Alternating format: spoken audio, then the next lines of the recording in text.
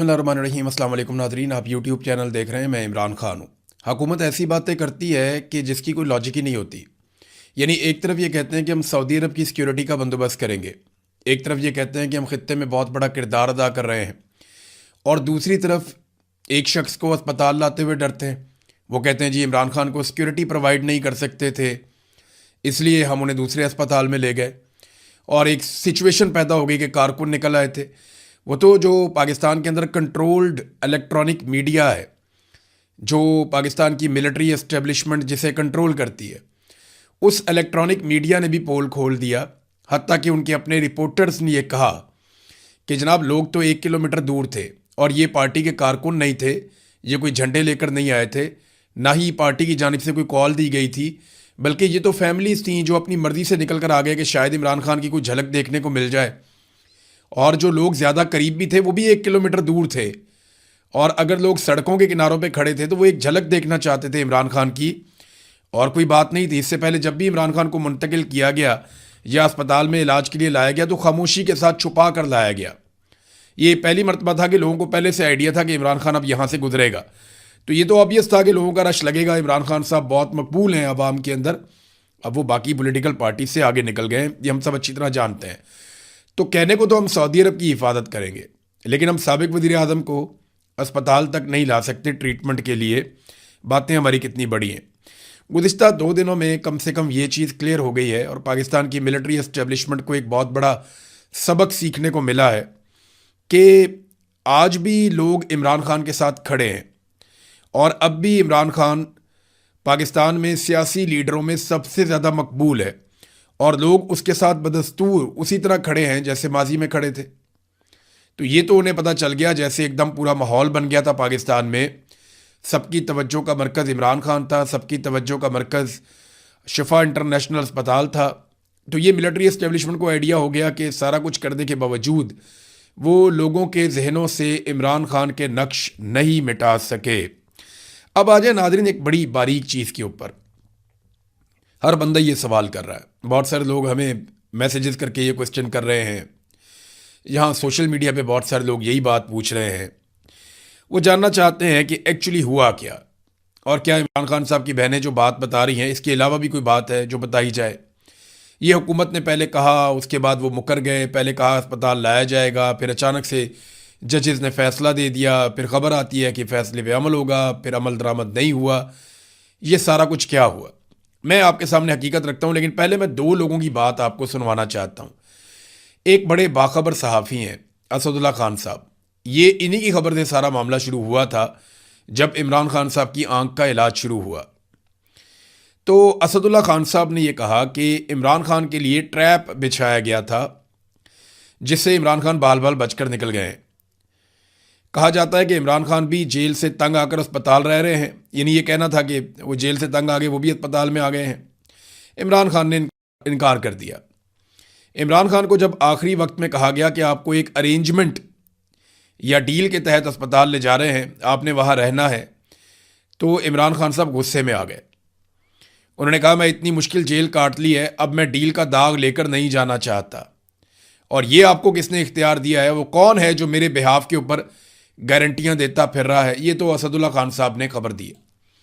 देखें कुछ चीज़ें और भी हैं, वो मैं आपके साथ अभी शेयर करता हूँ, लेकिन जावेद हाशमी एक बहुत तजर्बाकार, ज़ीरक और पुराने सियासतदान है। वो क्या कहते हैं ज़रा गौर से आपने ये अल्फाज सुनने, आपको आइडिया हो जाएगा कि ये अल्फाज की गहराई क्या है और एक्चुअली वो क्या कह रहे हैं थोड़े से अल्फाज में। उन्होंने कहा आसिम मुनीर ने जो जाल बिछाया था उसी तारे अनकबूत में वो खुद नून लीग और पीपल्स पार्टी बुरी तरह फंस चुके हैं। यानी जो जाल इन्होंने बिछाया आसिम मुनीर ने, नून लीग ने और पीपल्स पार्टी में, वो इस जाल में खुद बुरी तरह फंस चुके हैं। ये जमातें अपनी हैसियत जानती हैं, सूबे बन गए तो इनका नाम लेवा भी कोई नहीं रहेगा। आसिम मुनीर तुम किस किस से लड़ोगे? पठानों से लड़ोगे, बलोचों से लड़ोगे, कश्मीरियों से लड़ोगे, सिंधियों से लड़ोगे, पंजाबियों से लड़ोगे, लड़ लो, नहीं हरा सकते। उस्मा खानम, नौरीन खानम और अलीमा खानम, आपका भाई इमरान खान आसिम मुनीर के इस दामे फरेब में नहीं आया। ये भी वही बात कह रहे हैं कि इमरान खान बाल बाल बच गया, दामे फरेब में नहीं आया। आप मुबारकबाद की मुस्तहिक हैं, और इसमें इमरान खान की अपनी जुर्रत तो थी ही, कुछ हम फ़कीरों की दुआएं भी शामिल हैं। तारीख अपना रुख मोड़ चुकी है और अब हिम्मत मर्दा मदद खुदा उन्होंने लिखा। अब मैं आपको बताता हूँ कि एक्चुअली मेरे पास इन्फॉर्मेशन क्या थी। देखिए, सबसे पहले तो हमें ये जानना है कि इमरान खान साहब की फैमिली क्या चाहती है। उनका सियासत से कोई लेना देना नहीं है। अपने आप को आप इमरान खान की जगह रखें और आप सोचें कि आपकी बहन को आपकी ये हालत पता चले तो वो क्या करेगी। वो सिर्फ एक ही कोशिश करेगी कि मेरे भाई को हॉस्पिटल लेकर जाओ, इसका प्रॉपर इलाज कराओ, सियासत गई भाड़ में। वो यही करेगी। और इमरान खान साहब की बहनों ने भी इससे कुछ मुख्तलिफ नहीं किया। अब इमरान खान ने अपनी बहन नौरीन खानम के साथ जो बातचीत की थी ना, वो बातचीत हो रही थी रिकॉर्ड। और अभी जो नजम सेठी है उन्होंने भी ये बात की कि इमरान खान साहब बाकायदा बड़े सख्त अल्फाज इस्तेमाल करते हैं मिलिट्री एस्टेब्लिशमेंट या आसिम मुनीर के बारे में, और ये चीज़ें रिकॉर्ड होती हैं। उन्हें कहा जाता है कि रिकॉर्ड हो रही हैं, वो कहते हैं मुझे कोई परवाह नहीं, सुनता तो सुने। तो इमरान खान ने अपनी बहन नौरीन खानम को जो कुछ भी कहा, और उसके बाद जो लोग बाकी मिलने के लिए आए इमरान खान साहब को, उनके सामने इमरान खान साहब ने जो जो बातें की थी, वो बातें ना सिर्फ रिकॉर्ड हो रही थी बल्कि वो बातें सुनी भी जा रही थी। अब इसमें ना एक रिपोर्ट उन्होंने बनाई, यानी जो सुनने वाले थे उन्होंने एक रिपोर्ट बनाई और आला सतह पे ऊपर तक भिजवाई कि जनाब हमारी रिपोर्ट के मुताबिक इमरान खान साहब अस्पताल में जाके अपना इलाज तो करवाना चाहते हैं, लेकिन इमरान खान पे भरोसा नहीं किया जा सकता। इमरान खान की बातों से ऐसा लगता है कि वो अपना दबाव बढ़ाएंगे। उनका इलाज और ज़रूरी ट्रीटमेंट जब हो जाएगा तो बहुत मुमकिन है कि इमरान खान साहब वापस अस्पताल से जेल जाने का मुतालबा कर दें, और इस मुतालबे के बाद इस फेवर की कोई हैसियत नहीं रह जाएगी अगर कोई फेवर इमरान खान को दी जा रही है। इमरान खान का कद बढ़ जाएगा, लोगों का हौसला बढ़ जाएगा, उनकी तहरीक जोर पकड़ जाएगी, लिहाजा फिर अपना मनसूबा तब्दील कर दिया गया। यानी एस्टेब्लिशमेंट के दिमाग में ये था कि जब इमरान खान साहब को अस्पताल में पहुंचाया जाएगा, अस्पताल में रखा जाएगा, तो इमरान खान साहब नवाज शरीफ की तरह खामोश हो जाएंगे, वो बात नहीं करेंगे। लेकिन जो बातें इमरान खान साहब ने अपनी बहन को मिलकर कही हैं और जो बातें उन्होंने बाकी लोगों से की, ये रिपोर्ट बनाई गई कि नहीं, ये 9 महीने की कैद तन्हाई इस आदमी का कुछ नहीं बिगाड़ सकी। अभी भी इस पर भरोसा नहीं किया जा सकता। आप इसको जैसे ही कंफर्टेबल पोजीशन में डालेंगे, ये थोड़ी देर के बाद वापस रिएक्ट करेगा और ये पहले से ज़्यादा ताकतवर और खौफनाक हो जाएगा और पब्लिक को भी ज़्यादा तगड़ा कर देगा। लिहाजा फिर उन्होंने अपना प्लान तब्दील किया। ये एक जो है वो इस तरीके से भी सारी चीज़ को देखना होगा। और ये मेरे एक सोर्स ने मुझे बताया कि एक्चुअली चीज़ें तय कर ली गई थी। पाकिस्तान तहरीक इंसाफ के कुछ लोग राब्ते में थे और ये कह दिया गया था कि ये सारा कुछ होगा, लेकिन इमरान खान साहब किसी ऐसी चीज़ के लिए आमादा नहीं हुए। मैं आपको फिर बता रहा हूँ कि इमरान खान साहब किसी डील पर आमादा नहीं हुए। इमरान खान अपना इलाज करवाना चाहते हैं, ये बात बिल्कुल ठीक है, मगर वो इसके लिए अपने मकसद को कुर्बान नहीं कर सकते, वो इसके लिए तैयार नहीं है। और वो नवाज शरीफ बनने के लिए बिल्कुल तैयार नहीं है, जबकि पूरा सिस्टम और नवाज शरीफ, उनकी ये ख्वाहिश है कि इमरान खान नवाज शरीफ बन जाए। लेकिन इमरान खान ने खुद भी कहा और वो बन भी नहीं रहे, वो कहते हैं मैं नवाज शरीफ नहीं बनूंगा। एक और चीज़ नाजरीन, के अगर वाकई हुकूमत कुछ छुपाना नहीं चाह रही, एक मामला ये भी है ना, जो इमरान खान बार बार कहते हैं कि मुझे मोहम्मद मुर्सी की तरह मार दिया जाएगा। मोहम्मद मुर्सी के साथ जो हुआ उसी तरह उसको स्लो स्लो कत्ल कर दिया गया था, मुझे भी कत्ल कर दिया जाएगा। मुर्सी के ऊपर हम पूरा एक वीलॉग करेंगे, आपको बताएंगे कि मुर्सी के साथ क्या हुआ, किस तरीके से हुआ, और इमरान खान और मुर्सी के मामलात में किस तरह की मुमासलत है, ये हम आपके सामने रखेंगे। अब ये जो वाकई हुकूमत अगर कुछ छुपाना नहीं चाह रही, तो फिर डॉक्टर फैसल सुल्तान को क्यों नहीं जाने दिया गया? अगर तो हुकूमत कुछ नहीं छुपाना चाह रही तो डॉक्टर फैसल सुल्तान भी पिम्स अस्पताल पहुंचाए जा सकते थे। उनकी मौजूदगी में इमरान खान साहब का इलाज होता तो वो कुछ सवालात उठाते, कुछ चीज़ें पता करते। लेकिन डॉक्टर फैसल सुल्तान को यरगमाल बनाया गया, पहले जेल में और फिर उसके बाद शिफा इंटरनेशनल अस्पताल में कई घंटे रखने के बाद सुबह उन्हें कहा गया कि इमरान खान साहब नहीं आ रहे, आए आपको हम छोड़ आते हैं। तो उनको ले जाके अडियाला जेल के बाहर जहाँ गाड़ी खड़ी थी वहाँ छोड़ दिया गया। ये डॉक्टर फैसल सुल्तान के साथ किया गया। यहाँ से आपको इस बात का अच्छी तरह आइडिया हो जाना चाहिए कि हुकूमत कुछ ना कुछ तो छुपाना चाह रही, कुछ ऐसा है मेडिकली जो वो नहीं चाहते कि जो सीनियर डॉक्टर हैं या जो एक्सपर्ट हैं उनके सामने कुछ चीज़ें आए। दुनिया पूरी में इमरान खान साहब के लिए आवाज़ उठ रही है। मीरवाइज उमर फारूक जो हुर्रियत रहनुमा है भारत में, मकबूजा कश्मीर में, उन्होंने एक स्टेटमेंट जारी किया। उनका स्टेटमेंट मैं आपके सामने रखता हूँ। उन्होंने कहा जी सियासी कैदियों के हुकूक यूनिवर्सल हैं, आलमी सतह पे हैं। जो जोग्राफिया, हुकूमत या सियासी वाबस्तगी से बालातर है, चाहे वो भारत हो, पाकिस्तान हो या दुनिया का कोई भी खित्ता हो। कैद में मौजूद अफराद के साथ वक़ार और इंसानियत के साथ पेश आना ज़रूरी है। उन्हें मुनासिब तिब्बी सहूलियात, ख़ानदान और कानूनी मुशीर तक रसाई और मुनसिफाना अदालती अमल मिलना चाहिए। अदालती अहकामात का एहतराम और कानून की हुक्मरानी को बरकरार रखा जाना चाहिए। सियासी इख्तलाफात कभी भी किसी कैदी को उसके बुनियादी हुकूक से महरूम करने का जवाज़ नहीं बन सकते। ये बात की है मीर वाइस उमर फारूक ने। आलमी सतह पे अमेरिका में, बरतानिया में, यूरोप में बहुत सारे रहनुमा, बहुत सारे सियासतदान, बहुत सारे जर्नलिस्ट, इंसानी हकूक़ की तंजीमें, हर तरफ से इमरान खान साहब के हक़ में आवाज़ें उठ रही हैं और बड़े पैमाने पे आवाज़ें उठ रही हैं। लोग लेटर्स लिख रहे हैं, इसके ऊपर डिबेट हो रही है, बातचीत हो रही है, NGOs इस पे काम कर रही हैं। तो ये जो जुल्म किया गया है ना, इसने पूरा का पूरा सिनेरियो तब्दील किया। पाकिस्तान तहरीक इंसाफ के अंदर जो मीटिंग हुई, उससे भी एक चीज़ सामने आती है कि वहाँ जो लोग वफामत पे यकीन रखते थे तहरीक इंसाफ में, एक ग्रुप ऐसा भी है ना, वो चाहते हैं कि बातचीत की जाए, कोई मसले का हल निकाला जाए। हर जगह पे, हर जमात में, हर ग्रुप के अंदर लोग ऐसे होते हैं, कुछ सख्त गिर होते हैं, कुछ नरम किस्म के लोग होते हैं। लोगों का अपना अपना तरीका होता है मसाइल को हल करने का। तो तहरीक इंसाफ में जो लोग मफामत पर यकीन रखते थे, ये 2-3 दिन में जो कुछ भी हुआ वो दीवार के साथ लग गए। और यानी उनका अभी भी मौक़िफ़ है कि ये हुकूमत कर रही है, हो सकता है एस्टेब्लिशमेंट ना कर रही हो। 2-3 दिन में जो कुछ भी हुआ है, उनकी जो कोशिशें हैं उसको नुकसान पहुंचा है। जबकि जो मुज़ामती ग्रुप है पाकिस्तान तहरीक इंसाफ के अंदर, उसका बयानिया दुरुस्त साबित हो रहा है, उसका बयानिया ज़्यादा मजबूत साबित हो रहा है। और इमरान खान साहब का जब ये स्टेटमेंट आया कि सुहेल अफरीदी को तैयारियाँ तेज़ करे और अपनी तहरीक को तेज़ करे, तो फिर सुहेल अफरीदी की जिम्मेदारी भी बढ़ जाती है। अब देखना यह है कि इस मरतबा पाकिस्तान तहरीक इंसाफ इस सारे मामले को ठंडा कर पाती है या नहीं। क्योंकि जब इमरान खान साहब की आंख का मामला आया था, तो वो ऐन मौका था जब एक तहरीक खड़ी की जाती, जोर लगाया जाता, सारे निकलते, शोर मचाते और बेशक खैबर पख्तूनख्वा को बंद कर देते, कुछ भी करते। इमरान खान ने तो पहले ही कहा था कि जब मुझे कैद तन्हाई में डाला जाए तो सूबा बंद कर देना, तो इन्होंने तब सूबा बंद नहीं किया था। तो बहुत सारी चीज़ें जो इमरान खान साहब ने कही वो नहीं की गई। तो सुहेल अफरीदी को ये दबाव तब डालना चाहिए था, पाकिस्तान तहरीक इंसाफ की क़यादत को, सूबाई हुकूमत को डालना चाहिए था, लेकिन उस वक्त इन्होंने इनडोर एहतजाज किया और इस सारे मामले को ठंडा कर दिया था। लेकिन अभी भी मौका है, सुहेल अफरीदी के पास अभी भी मौका है। वो इस मौके से फ़ायदे उठाकर नौजवानों की बड़ी तादाद को, यानी मिलियंस के अंदर वो नौजवानों को इकट्ठा कर सकते हैं। उनके बीच में जाएं, गली मोहल्लों तक अपने नौजवानों को भेजें, तमाम वज़रा की ड्यूटियां लगा दें, अपने साथ जितने नौजवान हैं किसी को सांस ना लेने दें, सबको भिजवाएं एक एक ज़िले के अंदर।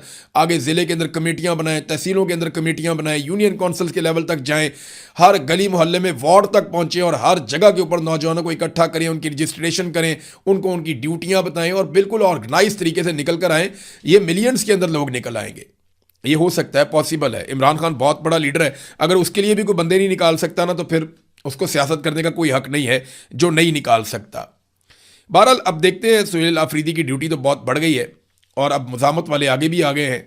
तो होता क्या है, एक तो तहरीके इंसाफ की जानिब से अब ये एक तौहीन अदालत की पटिशन भी डाली जाएगी, वो आज के दिन में ही डाली जाएगी, देखते हैं उसका क्या बनता है।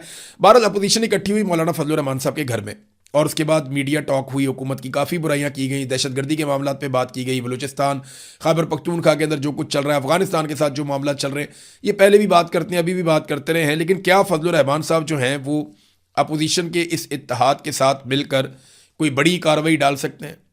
देखिए, फजलुर रहमान साहब ने पिछले दिनों कुछ सख्त बयानात दिए हैं और बड़े सख्त बयानात देकर उन्होंने अपनी नेक नीयती साबित करने की कोशिश भी की है एस्टेब्लिशमेंट के खिलाफ।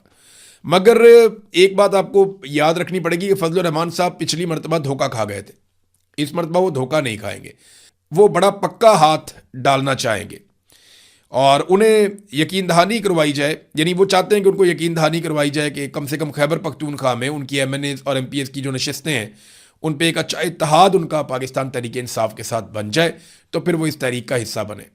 फजलुर रहमान साहब इलेक्शन की सियासत करते हैं, वो ये चाहते हैं कि कौमी असम्बली में, सेनेट में और सूबाई असम्बली में उनके ज़्यादा से ज़्यादा अरकान हो और हुकूमतों के अंदर उनका हिस्सा हो। तो वो उनका मतबा नज़र वही होता है, वो पार्लिमानी सियासत करते हैं और पार्लियामेंट के अंदर ज़्यादा बड़ी तादाद में रहना चाहते हैं। तो पिछली मरतबा उनके साथ धोखा हो गया था, वो चाहेंगे और वो जानते हैं कि PTI को वोट पड़ना है, अगर उनका PTI के साथ एक इत्तेहाद बन जाता है तो उससे फ़ायदा भी होगा। बहरहाल फजलुर रहमान साहब जो हैं वो, उनकी सियासत बिल्कुल वैसी नहीं है जैसी इमरान खान साहब की सियासत है, फजल रहमान साहब की स्टेटस को की सियासत है। लेकिन इस वक्त क्योंकि मफादात सबके मिलते हैं तो ये इकट्ठे मिलकर भी चल सकते हैं। नाज़रीन, दुनिया भर में जो मीडिया है उसमें फील्ड मार्शल आसिम मुनीर को मिलने वाले नए बेमिसाल इख्तियारात की जो खबरें हैं वो छपी हैं, लेकिन पाकिस्तान का मीडिया इसके ऊपर कोई ज़्यादा बातचीत नहीं कर पा रहा। हालांकि फील्ड मार्शल पाकिस्तान के स्याह और सफ़ेद के मालिक बन गए हैं कानूनी तौर पे, और फ़ौज के अंदर इनको बहुत ज़्यादा इख्तियारात मिल गए हैं। मैं इन इख्तियारात के हवाले से कुछ थोड़ा सा आपको बताता हूँ। आप इख्तियारात का अंदाज़ा यहाँ से कर लें कि मुसल्लह अफवाज पर जो अहम इख्तियार था सिविल हुक्मरानों का या सिविलियन हुकूमत का जो इख्तियार होता था मुसल्लह अफवाज पर, ये 53 साल बाद बड़ी खामोशी के साथ उसे सरेंडर कर दिया गया आसिम मुनीर साहब के सामने। डिफेंस फोर्सेस का एक्ट 2026 उसकी मंजूरी से पहले रूल्स ऑफ बिजनेस 1973 में मुसल्लह अफवाज, आर्मी, नेवी, एयरफोर्स के 3 स्टार यानी lieutenant general, air marshal, vice admiral तक के तमाम अफसरान के कई अहम मामलात में सदर और वजीर आज़म की मुशावरत और मंजूरी लाजिम थी। यानी सदर का और वजीर आज़म का हिस्सा होता था बड़ी बड़ी तैनातियों के अंदर फ़ौज के तीनों शोबों में, बहरिया में, आर्मी में और एयरफोर्स में। लेकिन हालिया कानून की मंजूरी के बाद ये तमाम अहम इख्तियारात chief of defence forces field marshal Hafiz Asim Munir साहब के सपुर्द कर दिए गए हैं। अब नए बनने वाले रूल्स ऑफ बिजनेस नहायत अहमियत के हामिल होंगे, और उसकी वजह यह है कि अभी बहुत सारी पोस्टिंग्स आने वाली हैं, बहुत सारी तरक्कियां आने वाली हैं। तो ये सारा का सारा इख्तियार सियासतदानों से लेकर और सिविलियन हुकूमत से लेकर फील्ड मार्शल आसिम मुनीर साहब ने अपने हाथ में रख लिया है। बज़ाहिर ऐसा दिखाई देता है कि फील्ड मार्शल साहब की ताकत की भूख और लालच ये कम नहीं हो रही। वो लगातार हर 2-4 हफ्ते के बाद एक नया ताकत का इंजेक्शन लगाते हैं, कभी इस्तिस्ना, कभी एक्सटेंशन, कभी एक कानून, फिर CDF का ओहदा, फिर फील्ड मार्शल का ओहदा, और अब CDF को जिस नौयत के इख्तियारात मिल गए हैं ये तो बेमिसाल ताकत है। पूरी दुनिया में किसी आर्मी चीफ के पास इतने इख्तियारात नहीं है। नाज़रीन, अहमद फरहाद साहब के बारे में मैं दोबारा बात करूँगा। मैंने अक्सर बात की उनके बारे में और मुझे हमेशा उनके बारे में बात करते रहना है, क्योंकि अहमद फरहाद बहुत कीमती आदमी है। यानी इंसानों के हुजूम के अंदर कोई एक होता है ना जो सबका दर्द लेकर फिरता है, तो अहमद फरहाद उनमें से एक है। वो हर पाकिस्तानी का दर्द महसूस करता है, हर गरीब का दर्द महसूस करता है और उसको अल्फाज में ढालता है। ये उसका फ़न है, ये उसका हुनर है, ये सब लोग नहीं कर सकते। तो अहमद फरहाद के साथ बहुत ज़्यादती हो रही है। अब उनकी वाइफ ने बताया कि अहमद फरहाद ने भूख हड़ताल कर दी है, लगभग 2 दिन से ज़्यादा हो गए हैं वो भूख हड़ताल पे हैं और उनके वाइटल्स तेज़ी से गिर रहे हैं, सेहत उनकी बिगड़ रही है। मुतालबा उनका क्या है, आप हैरान हो जाएंगे सुन के। वो ये कह रहे हैं जिन लोगों ने उन्हें कैद करवाया हुआ है ना, उन्हीं के हवाले कर दिया जाए। यानी अहमद फरहाद कहते हैं कि पुलिस को छोड़ो, जेल जूल को छोड़ो, जिन लोगों ने मेरे खिलाफ ये सब कुछ करवाया ना, जो एजेंसियां इसके पीछे, मुझे उनके हवाले करें। ये मेरा मुतालबा है, वरना मैं खाना नहीं खा रहा। यानी और कितना आपने पाकिस्तानियों पे जुल्म करना है। अहमद फरहाद जैसा बंदा भी आपको काबिल कबूल नहीं है, आप शायर भी बर्दाश्त नहीं कर सकते, तो फिर आप क्या बर्दाश्त करेंगे। मेरा ये मुतालबा है और पूरे पाकिस्तान को ये मुतालबा करना चाहिए, सबको आवाज़ उठानी चाहिए, क्योंकि सबके लिए अहमद फरहाद आवाज़ उठाते हैं। लिहाजा अहमद फरहाद के लिए भी सबको आवाज़ उठानी चाहिए कि जितनी जल्द हो उन्हें रिहा किया जाए। अब तक के लिए इतने, अपना ख्याल रखिएगा, अपने इस चैनल का भी। अल्लाह हाफिज़।